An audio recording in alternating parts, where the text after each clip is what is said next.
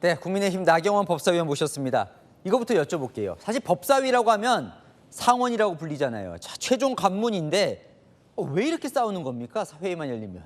그래서 아마 마지막 결전장이라고 생각하는 것 같습니다. 예. 근데 이제 지금 가장 중요한 이슈들이 민주당의 마지막의 퍼즐이죠. 검찰 해체와 사법 장악을 밀어붙이다 보니까 예. 그것이 법사위가의 고유 업무 아니겠습니까? 예. 그러다 보니까 굉장히 거친 지금 상황이 연출되는데요. 저도 사실 법사위 위원님들께서 추미애 법사위원장이 온 다음에 하루 회의를 하더니 도저히 본인들이 감당하기 어렵다.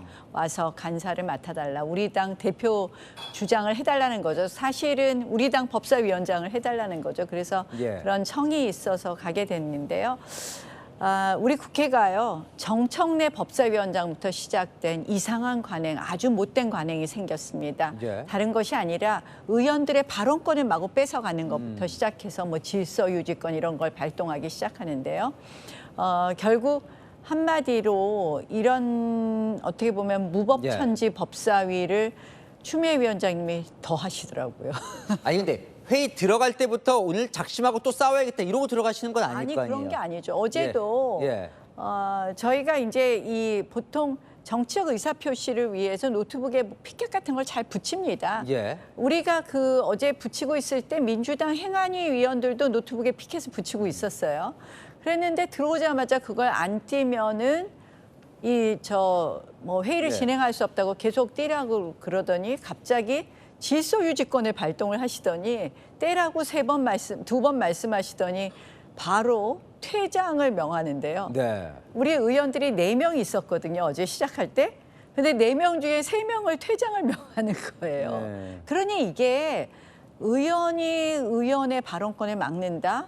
이거는 상임위원장의 권한 행사를 범위를 넘는 것이죠. 아니 사실은 6선 위원장, 5선 간사라 그래서 좀 더 기대가 법사위에 잘 될 거라고 좀 기대를 사실 했었는데 정청래 위원장, 유상범 간사 때보다 사실 더 지금 추나 대전이라고 맨날 기사가 나오는데요. 더 싸웁니다. 저는 이걸 예. 그냥 양비론으로 싸운다고 보시는 거에 대해서 굉장히 불만이 많습니다.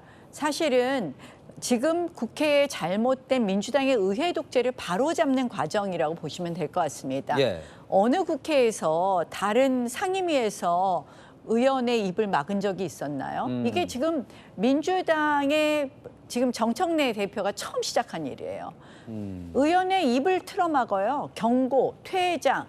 그러면 상대 의원한테는 주느냐? 전혀 그쪽에는 경고와 퇴장이 없죠. 우리만 경고, 퇴장을 밥 먹듯이 합니다. 4명 중에 3명을 퇴장하라 그러면 누가 발언을 근데 합니까? 사실 법사위원장 추미애 의원하고는 국회 때 오래 알고 지내는 사이 그렇죠. 아니세요? 사실은 오랜 관계고 제가 네. 작년에 처음 추미애 위원장이 국회의장이 거의 되는 것으로 많은 사람들이 생각하지 않았습니까? 예. 그때 제가 추미애 위원장님께 꼭 국회의장 되셔라. 그래서 그 여성 최초의 정말 한번 국회의장 하시라고 제가 굉장히 덕담도 하고 했는데요. 저는 예. 정청래 위원장이 그렇게 무리하게 한 것을 추미애 위원장이 그렇게 안 하시길 바랬는데요. 오히려 정청래 위원장보다는 잘못된 국회 관행들은 고쳐주시길 바랬는데 제가 보니까 역시 민주당은 개딸들 때문에 어쩔 수 없는 것 같습니다. 근데 여당 강성 지지층한테 예. 어필해야 된다 이런 생각이 있으신 거죠. 간사요. 여당 네. 지금 끝까지 안 해주겠다고 하는데 계속 시도를 할 건지 여당은 왜 이렇게 안 해준다고 보십니까? 여당으로서는 좀 버겁다고 생각하는 게 있다고 생각을 하고요. 그러나 저희로서는 이 간사라는 건 우리 팀 주장 뽑는 건데 예. 그동안 국회 관행이 우리 팀 주장 뽑는 건데 그러면 당연히 그렇게 해주는 거거든요. 근데 그걸 무슨 호선이라고 분명히 국회법 50조 2항에 되어 있는데 무기명 투표소를 설치하고 이건 헌정사상 처음 있는 일이에요. 예. 법사위 간사를 뽑기 위해서 무기명 투표소를 설치했다. 그런 일을 벌이고 일사부재의의 원칙이라는 이상한 주장을 하는데 부재의의 의는 발의거나 제출한 안건이기 때문에요. 이 부분은 저희로서는 계속 주장을 할 거고요. 예. 뭐 간사 없이 한다 이런 각오로 하고 있습니다. 어차피 일방적으로 하고 있습니다. 국회법상은 간사와 협의해서 회의 예. 일정도 정해야 되는데요. 이미 그것을 다 무시하기 시작한 것이 22대 작년에 국회가 시작한 직후부터 민주당이 해왔던 행태입니다. 본회의도 역시 마찬가지입니다. 알겠습니다. 그래서 자, 일단 저는 현안이라 이거 좀 여쭤볼게요. 법사위 산하인 상황이기도 하고 조희대 대법원장 불러서 청문회도 한다고 하는데 법사위에서 민주당은 왜 이렇게 밀어붙인다고 보십니까?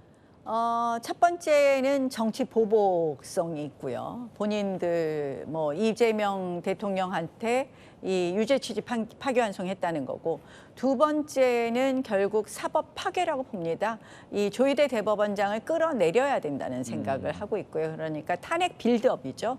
조희대 대법원장 탄핵 빌드업이라고 보고요.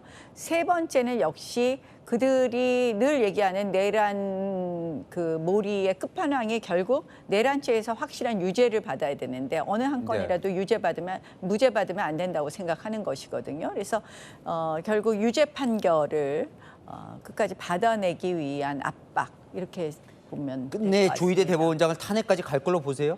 저는 계속 카드를 들고 있다고 봅니다. 예. 그러니까 한쪽 카드는 뭐 내란 전담 재판부 같은 것을 밀어붙여서 확실한 유죄 판결을 받는 것.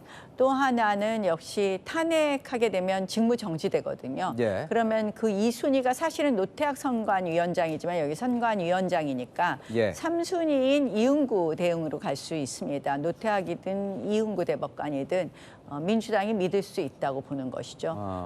예. 문재인 정권 때 임명이 되었고 예. 그래서 민주당으로서는 그 대행 체제를 원하고 있다 봅니다. 탄핵하면 바로 직무정지 되거든요. 알겠습니다. 시간이 다 돼서 오늘은 여기까지 말씀 듣겠습니다. 나와주셔서 감사합니다. 네, 고맙습니다. 예, 뜨거운 법사위 이야기를 좀 나눠봤는데요. 민주당 법사위원도 다음 기회에 모셔서 이야기 나눠보도록 하겠습니다.